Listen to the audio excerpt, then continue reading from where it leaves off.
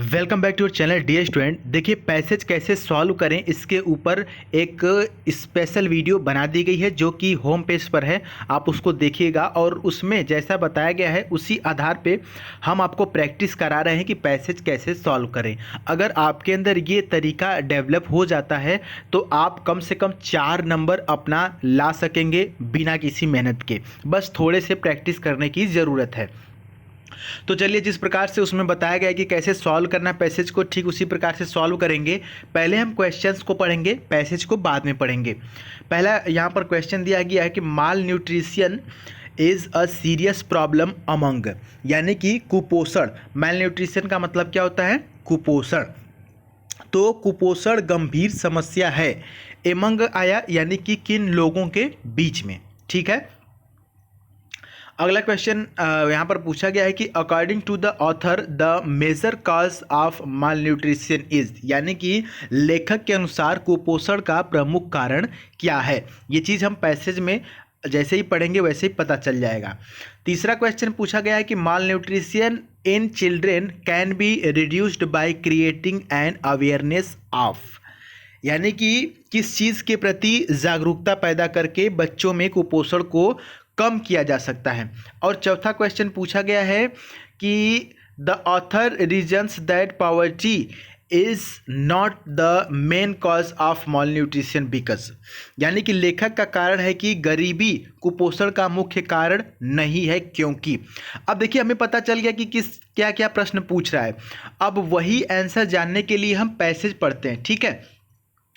अब प्रश्न पता है और प्रश्न में बार बार माल न्यूट्रिशन का प्रयोग किया गया, तो इसका मतलब कि ये जो पैसेज है वो कहीं ना कहीं कुपोषण के ऊपर आधारित होने वाला है। इससे हम लोग को थोड़ा अंदाजा लग गया। अब पैसेज पढ़ने में आसानी होगी उन कैंडिडेट्स को भी जिनकी इंग्लिश थोड़ी वीक है और पैसेज पढ़ लेते हैं लेकिन हिंदी नहीं समझ पाते हैं। लेकिन अब थोड़ा सा आसानी होगी, माइंड में ये पता चल गया कि कुपोषण के बारे में बात की जाएगी।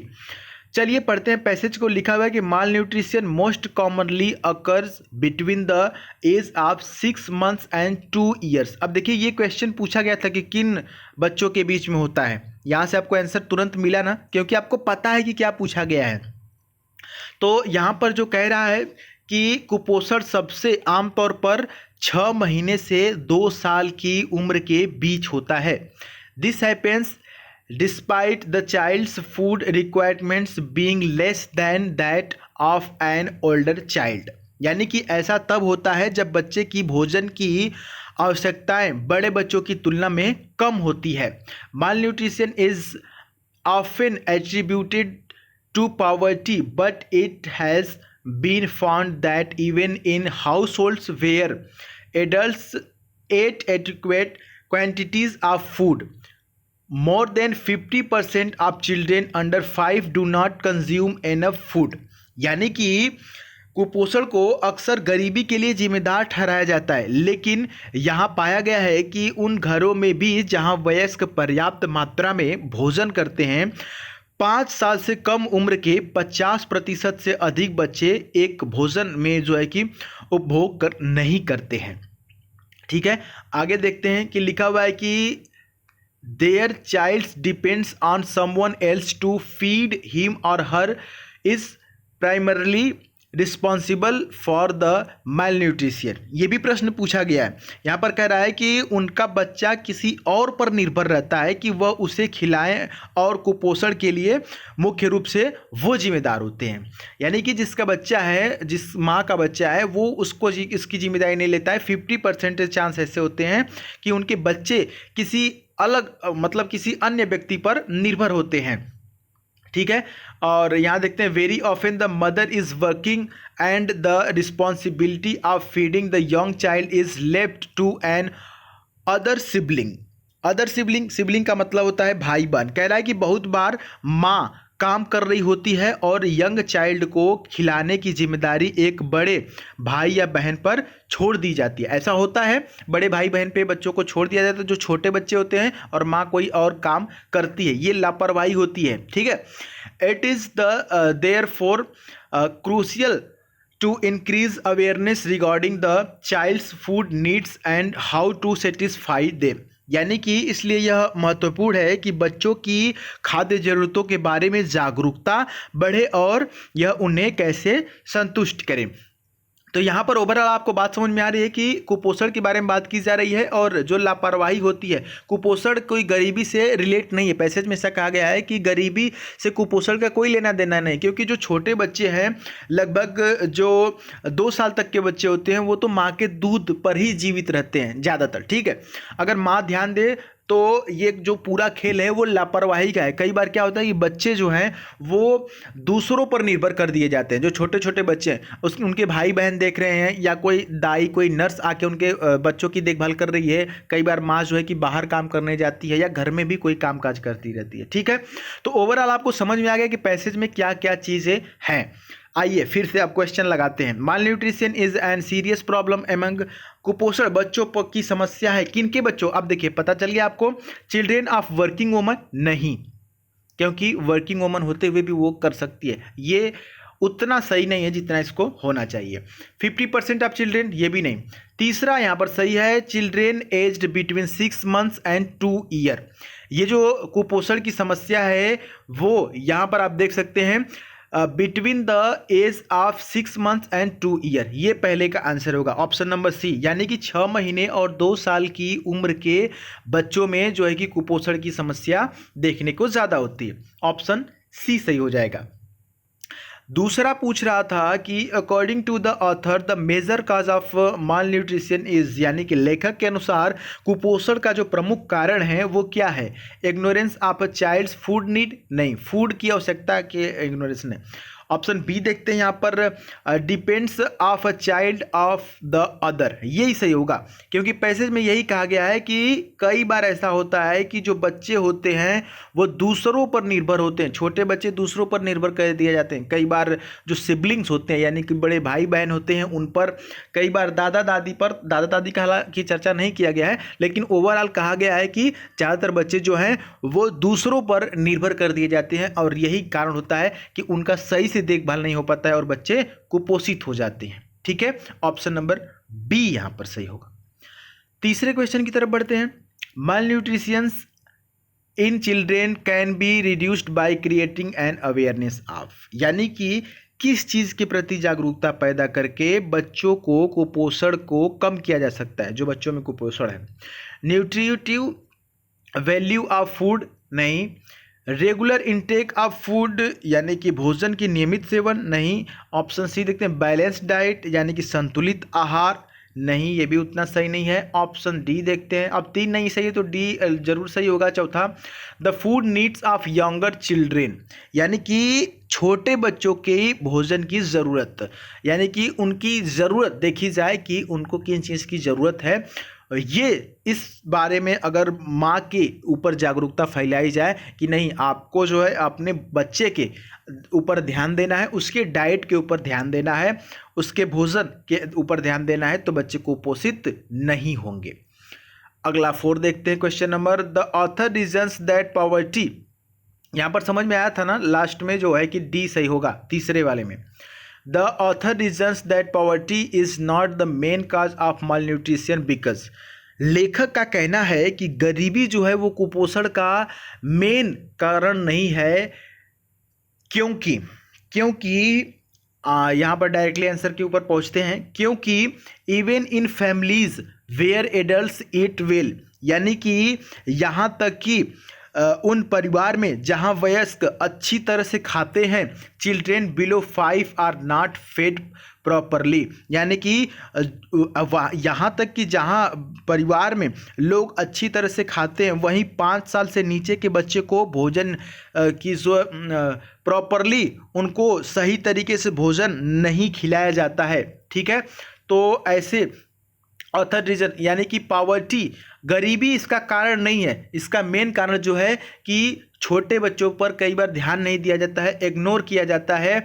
Children below 5 year are not fed properly, उनको प्रॉपरली नहीं खिलाया जाता है, इसलिए वो कुपोषित हो जाते हैं।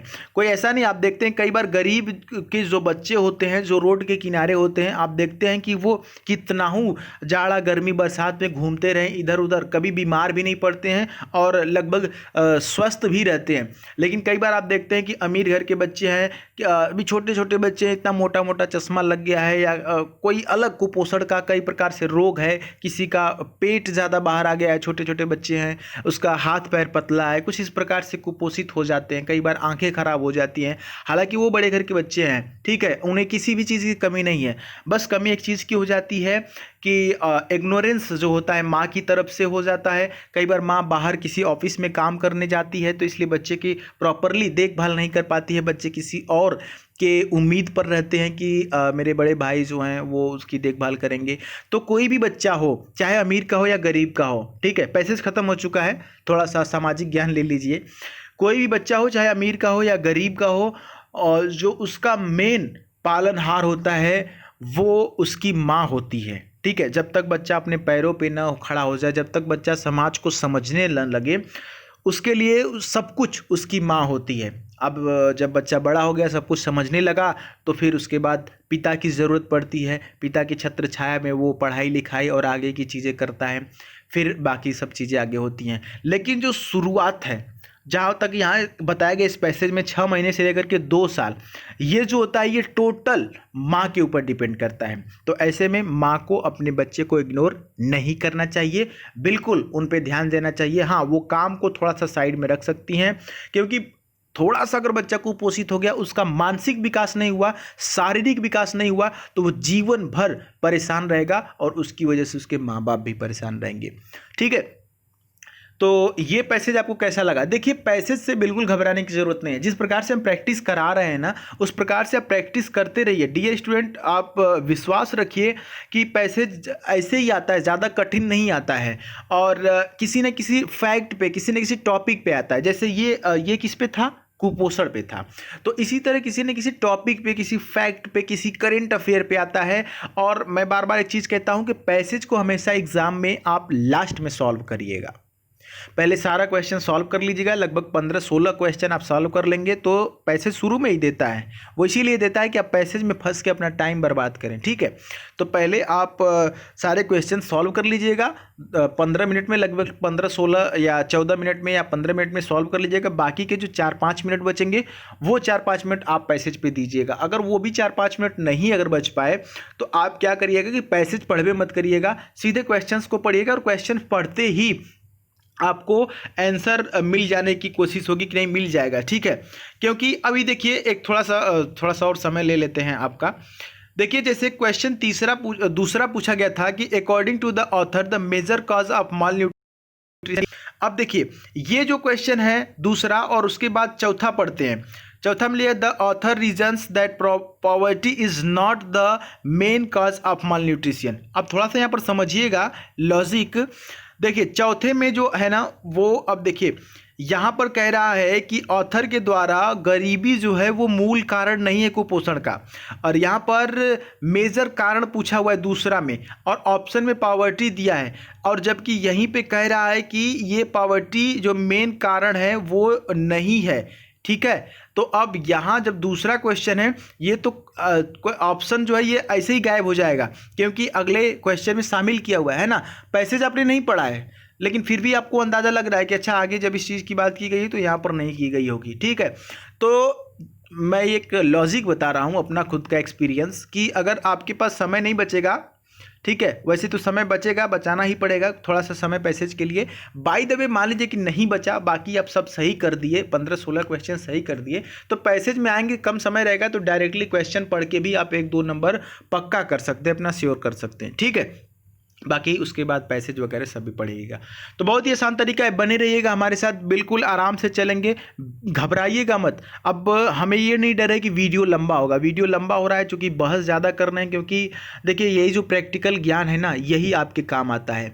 पढ़ने पढ़ाने के लिए तो दुनिया भर की तमाम टीचर हैं और दुनिया भर की तमाम बुक्स किताबें पढ़ी हुई हैं, आप उनको दिन रात पढ़िए, लेकिन थोड़ा सा जब एक्सपीरियंस ले लेते हैं आप, थोड़ा सा जब ज्ञान ले लेते हैं, तो यही ज्ञान, यही एक्सपीरियंस आपको एग्जाम में काम आता है। और खुद से जब पैसे सॉल्व करेंगे और इसी तरीके से सॉल्व करेंगे तो बहुत आसानी से, देखिए ना कितना कहानी की तरह, एक स्टोरी की तरह सारी चीज़ें आपके सामने क्लियर हो गई हैं, है ना। तो ऐसे ही अगर आपको चीज़ें समझ में आ रही है तो कमेंट बॉक्स में कमेंट करके बताइएगा कि जी हाँ बिल्कुल सही है, तो आगे और कंटिन्यू कराया जाएगा। मिलेंगे नेक्स्ट वीडियो में, तब तक के लिए जय हिंद, वंदे मातरम।